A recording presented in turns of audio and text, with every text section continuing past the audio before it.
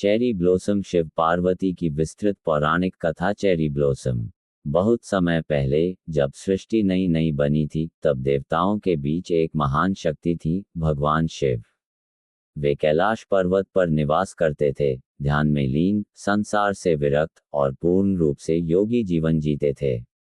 दूसरी ओर, हिमालय के राजा हिमवान और रानी मेना की एक अत्यंत सुंदर और तेजस्वी पुत्री थी, पार्वती।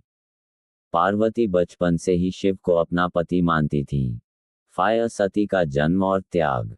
इस कहानी की शुरुआत पार्वती के पहले जन्म से होती है, जब वे सती के रूप में जन्मी थीं। सती ने शिव से विवाह किया, लेकिन उनके पिता दक्ष प्रजापति शिव को पसंद नहीं करते थे। एक दिन दक्ष ने एक यज्ञ का आयोजन किया, जिसमें उन्होंने शिव को आमंत्रित नहीं किया। सती अपने पिता के घर गईं, लेकिन वहां उनका और शिव का अपमान हुआ। इस अपमान को सहन न कर पाने के कारण सती ने यज्ञ की अग्नि में कूदकर अपने प्राण त्याग दिए। ये घटना दक्ष यज्ञ के नाम से प्रसिद्ध हुई। शिव को जब ये समाचार मिला, तो उनका क्रोध भयंकर हो उठा। उन्होंने तांडव किया, जिससे सृष्टि हिल गई। ये घटना दिखाती है कि प्रेम में सम्मान और विश्वास कितना महत्वपूर्ण है। जड़ी बूटी पार्वती का जन्म और तपस्या। सती ने पुनः जन्म लिया पार्वती के रूप में। बचपन से ही पार्वती का लक्ष्य था शिव को पुनः प्राप्त करना। लेकिन शिव, सती की मृत्यु के बाद गहरे ध्यान में लीन हो गए थे और संसार से दूर हो चुके थे। पार्वती ने उन्हें पाने के लिए कठोर तपस्या शुरू की। उन्होंने वर्षों तक कठोर व्रत रखे, जंगलों में रहकर ध्यान किया। उनकी तपस्या इतनी कठिन थी कि देवता भी प्रभावित हो गए। दिल और तीर कामदेव का प्रयास। देवताओं ने सोचा कि शिव का ध्यान भंग करना आवश्यक है, ताकि वे पार्वती को स्वीकार करें। इसके लिए उन्होंने कामदेव को भेजा। कामदेव ने शिव पर प्रेम का बाण चलाया, लेकिन शिव ने क्रोधित होकर अपनी तीसरी आंख खोल दी और कामदेव भस्म हो गए। ये घटना हमें सिखाती है कि सच्चा प्रेम बाहरी आकर्षण से नहीं, बल्कि आत्मिक समर्पण से प्राप्त होता है। हिबिस्कस शिव का पार्वती को स्वीकार करना। पार्वती की अटूट भक्ति और तपस्या को देखकर अंततः शिव प्रसन्न हुए। उन्होंने पार्वती को दर्शन दिए और उन्हें अपनी पत्नी के रूप में स्वीकार किया। उनका विवाह बहुत ही भव्य और दिव्य था, जिसमें सभी देवता, ऋषि और गंधर्व उपस्थित थे। यह विवाह केवल दो आत्माओं का मिलन नहीं, बल्कि शक्ति और शिव का संगम था, जो सृष्टि के संचालन का आधार है। पृथ्वी शिव पार्वती का महत्व। 1. शिव और शक्ति का संतुलन। शिव बिना शक्ति के शून्य है और शक्ति बिना शिव के दिशाहीन। दोनों मिलकर सृष्टि का संतुलन बनाए रखते हैं। 2. आदर्श दाम्पत्य जीवन। शिव और पार्वती का संबंध प्रेम, सम्मान और समानता पर आधारित है। वे एक दूसरे का सम्मान करते हैं और हर परिस्थिति में साथ रहते हैं। 3. तपस्या और समर्पण का फल। पार्वती की तपस्या ये सिखाती है कि सच्चे लक्ष्य को पाने के लिए धैर्य और समर्पण आवश्यक है। 4. संघर्ष के बाद सुख। सती की मृत्यु, पार्वती की तपस्या और अंततः विवाह ये दर्शाता है कि कठिनाइयों के बाद ही सच्चा सुख मिलता है। 1. निष्कर्ष। शिव पार्वती की कथा केवल एक प्रेम कहानी नहीं है, बल्कि यह जीवन के गहरे सिद्धांतों को सिखाती है, जैसे प्रेम, त्याग, धैर्य और संतुलन। उनका मिलन ये बताता है कि जब शक्ति, ऊर्जा और शिव चेतना एक साथ आते हैं, तभी सृष्टि पूर्ण होती है। हंसिया चांद शिव पार्वती, दिव्य प्रेम और सृष्टि का रहस्य भाग 2। कैलाश पर्वत पर विवाह के बाद भगवान शिव और माता पार्वती का जीवन केवल दाम्पत्य सुख तक सीमित नहीं था, ये सृष्टि के संतुलन का केंद्र बन गया। कैलाश पर उनका निवास अद्भुत था। चारों ओर बर्फ से ढकी चोटियां, मंद मंद बहती गंगा और वातावरण में गूंजता ओम का स्वर। यहाँ हर क्षण आध्यात्मिक ऊर्जा से भरा हुआ था। बच्चा गणेश जी का जन्म, माँ की शक्ति। एक दिन माता पार्वती ने स्नान के समय अपने शरीर के उपटन चंदन से एक बालक की रचना की। उन्होंने उसमें प्राण फूंके और उसे अपना द्वारपाल बना दिया। वह बालक था भगवान गणेश। जब शिव वापस आए और अंदर जाने लगे, तो गणेश ने उन्हें रोक दिया। शिव को यह अपमान लगा और क्रोध में आकर उन्होंने गणेश का सिर काट दिया। जब पार्वती को ये पता चला तो उनका क्रोध भयंकर हो उठा। उन्होंने पूरी सृष्टि को नष्ट करने की शक्ति धारण कर ली। तब शिव ने तुरंत एक हाथी का सिर लाकर गणेश के शरीर पर स्थापित किया और उन्हें पुनर्जीवित किया। उन्होंने गणेश को प्रथम पूज्य घोषित किया। उंगली से दाहिनी ओर इशारा। ये घटना दिखाती है कि मां की शक्ति और प्रेम सबसे बड़ी शक्ति है। कार्तिकेय का जन्म, देवताओं की रक्षा। जब राक्षसों का अत्याचार बढ़ा तब देवताओं ने शिव से सहायता मांगी। तब शिव और पार्वती के पुत्र के रूप में जन्म हुआ कार्तिकेय ने बड़े होकर राक्षस तारकासुर का वध किया और देवताओं को मुक्ति दिलाई। उंगली से दाहिनी ओर इशारा ये बताता है कि शिव पार्वती का मिलन केवल प्रेम नहीं बल्कि धर्म की रक्षा के लिए भी आवश्यक था। हिबिस्कस अर्धनारीश्वर का रहस्य। एक बार पार्वती ने शिव से पूछा, क्या आप मुझसे अलग हैं? तब शिव मुस्कुराए और उन्होंने अपना आधा शरीर पार्वती को दे दिया। इस रूप को कहा गया अर्धनारीश्वर। उंगली से दाहिनी ओर इशारा। इसका अर्थ है पुरुष और स्त्री, शक्ति और चेतना दोनों मिलकर ही पूर्णता बनाते हैं। Trident sign. एक रहस्यमयी घटना। जब पार्वती ने ली परीक्षा। एक दिन पार्वती ने शिव की परीक्षा लेने का निश्चय किया। वे एक साधारण स्त्री का रूप धारण करके शिव के पास गईं और उनकी निंदा करने लगीं। तुम शिव को क्यों पूछते हो? वे तो भस्म में लिपटे अजीब रूप वाले योगी हैं। शिव ने शांत स्वर में उत्तर दिया, तुम उन्हें नहीं जानती। वे ही सृष्टि के आधार हैं और मैं उनसे अलग नहीं हो सकता। ये सुनकर पार्वती अपने वास्तविक रूप में प्रकट हुईं और मुस्कुरा उठीं। उंगली से दाहिनी ओर इशारा। ये दर्शाता है कि सच्चा प्रेम विश्वास और अटूट श्रद्धा पर टिका होता है। आकाशगंगा। शिव पार्वती का गहरा आध्यात्मिक अर्थ। शिव इक्वल्स चेतना कॉन्शियसनेस, पार्वती इक्वल्स शक्ति एनर्जी। उंगली से दाहिनी ओर इशारा। जब ये दोनों मिलते हैं तभी जीवन संभव होता है। जैसे शरीर पार्वती बिना आत्मा शिव के निर्जीव है और आत्मा बिना शरीर के अनुभव नहीं कर सकती। अंतिम संदेश। शिव पार्वती की कथा हमें सिखाती है, प्रेम में अहंकार नहीं समर्पण होना चाहिए। जीवन में संतुलन सबसे जरूरी है और सच्ची शक्ति हमेशा शांत और धैर्यवान होती है। आकाशगंगा। शिव पार्वती, ब्रह्मांड का गुप्त ज्ञान। भाग 3। कैलाश पर्वत पर एक रात का समय था। चारों ओर गहरा सन्नाटा, आकाश में अनगिनत तारे और बीच में ध्यानमग्न बैठे थे भगवान शिव। पास ही शांत भाव से बैठी थी माता पार्वती। उस रात पार्वती के मन में एक गहरा प्रश्न उठा, हे प्रभु, ये सृष्टि कैसे बनी? जीवन का रहस्य क्या है? और मृत्यु के बाद क्या होता है? शिव ने धीरे से आंखें खोलीं और उस रात उन्होंने पार्वती को ऐसा ज्ञान दिया जिसे अमर कथा कहा जाता है। Crystal ball. अमर कथा का रहस्य। शिव ने पार्वती को अमरत्व का ज्ञान देने के लिए एक एकांत स्थान चुना। अमरनाथ गुफा। कहते हैं वहां पहुंचने से पहले शिव ने सब कुछ त्याग दिया। अपने वाहन नंदी को छोड़ा, गले के नाग को उतारा, चंद्रमा और गंगा को भी अलग किया ताकि कोई भी इस रहस्य को न सुन सके। गुफा के अंदर शिव ने पार्वती को जीवन और मृत्यु का रहस्य बताया। उंगली से दाहिनी ओर इशारा। आत्मा कभी नहीं मरती, शरीर बदलता है लेकिन आत्मा अमर है।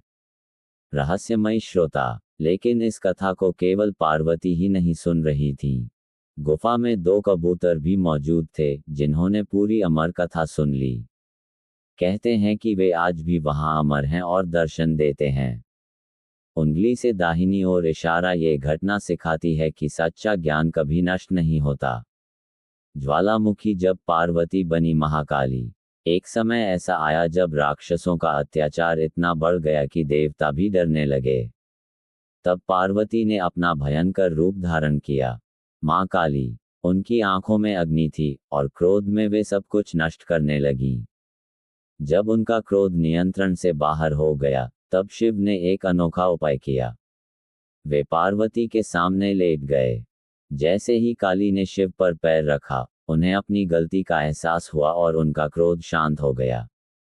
उंगली से दाहिनी ओर इशारा ये दर्शाता है शक्ति को भी संतुलन के लिए शिव चेतना की आवश्यकता होती है। पार्वती का योग और ज्ञान। एक दिन पार्वती ने शिव से योग और ध्यान का गहरा ज्ञान मांगा। तब शिव ने उन्हें योग, तंत्र और ध्यान की शिक्षा दी। यही ज्ञान आगे चलकर दुनिया में फैला और मनुष्य को आत्मज्ञान का मार्ग मिला।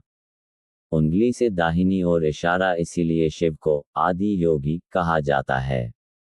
जड़ी बूटी। एक और रहस्य। जब पार्वती बनी अन्नपूर्णा, एक बार पार्वती ने देखा कि संसार में लोग भूख से पीड़ित हैं। तब उन्होंने मां अन्नपूर्णा का रूप धारण किया और सभी को भोजन देने लगी। शिव ने उनसे भिक्षा मांगी और पार्वती ने उन्हें भोजन कराया।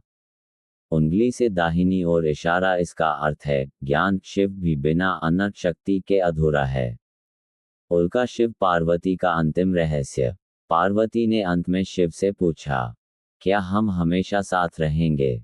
शिव मुस्कुराए और बोले, उंगली से दाहिनी ओर इशारा, हम कभी अलग हुए ही नहीं। तुम मेरी शक्ति हो और मैं तुम्हारी चेतना। वन गहरा संदेश जो बहुत कम लोग समझते हैं।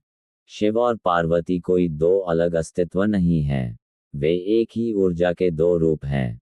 उंगली से दाहिनी ओर इशारा। जब मन शांत शिव और ऊर्जा संतुलित पार्वती होती है, तभी जीवन में सच्ची शांति और सफलता आती है। ट्राइडेंट साइन निष्कर्ष। ये कहानी सिर्फ देवताओं की नहीं, बल्कि हमारे अंदर की है। जब हम धैर्य रखते हैं हम शिव बनते हैं। जब हम कर्म करते हैं हम पार्वती बनते हैं। उंगली से दाहिनी ओर इशारा। और जब दोनों एक हो जाते हैं, तब हम अपने जीवन के कैलाश तक पहुंच जाते हैं। अमावस्या शिव पार्वती।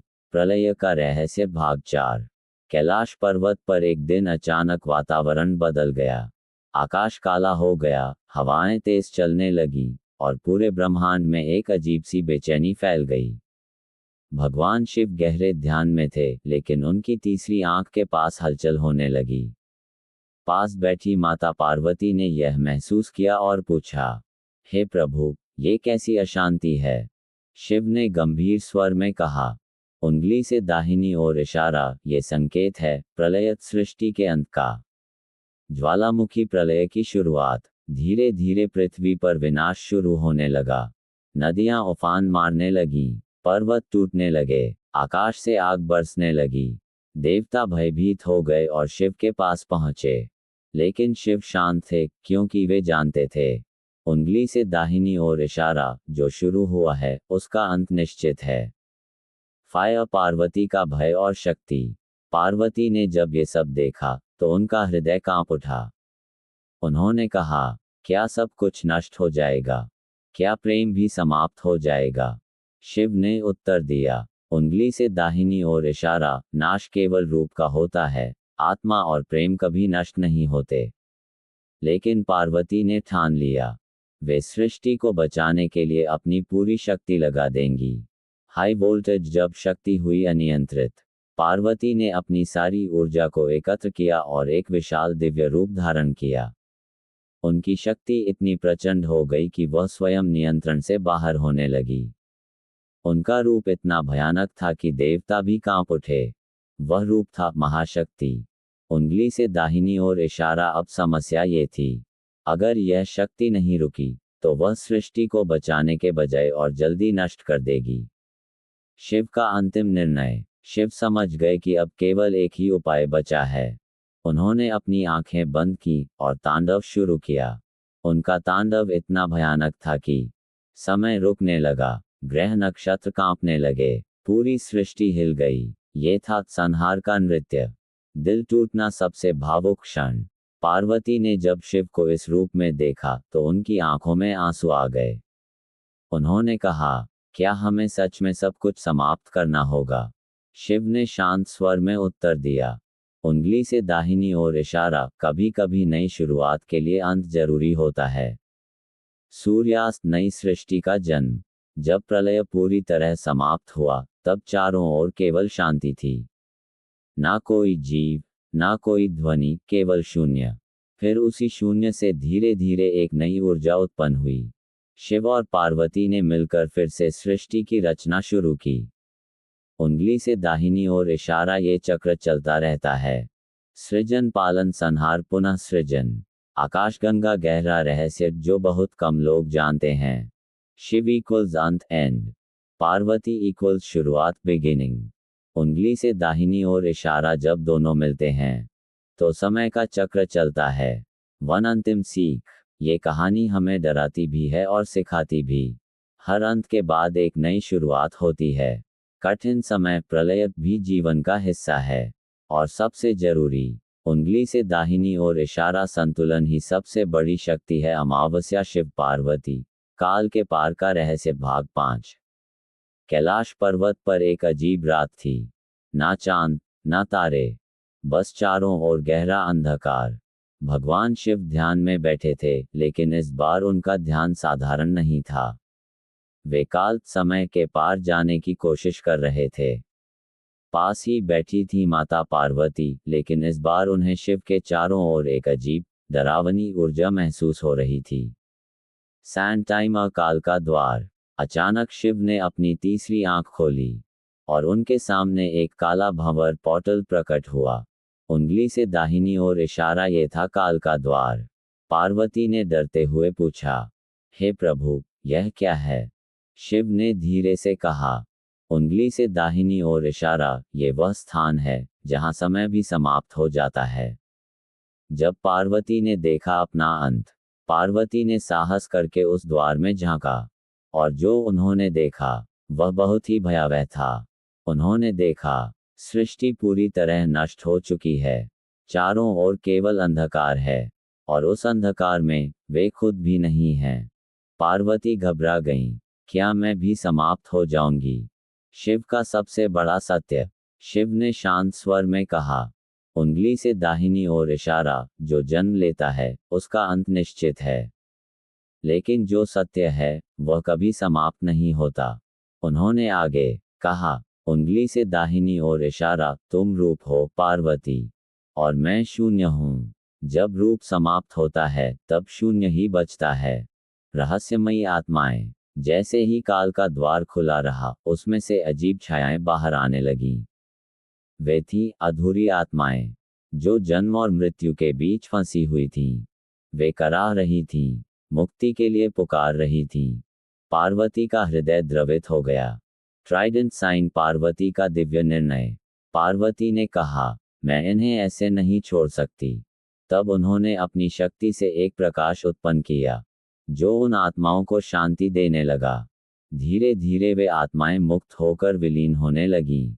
उंगली से दाहिनी ओर इशारा, उस क्षण पार्वती केवल देवी नहीं रहीं, वे मोक्ष की दात्री बन गईं, संतुलन का अंतिम रूप। लेकिन जैसे ही आत्माएं मुक्त हुईं, काल का द्वार और भी शक्तिशाली हो गया।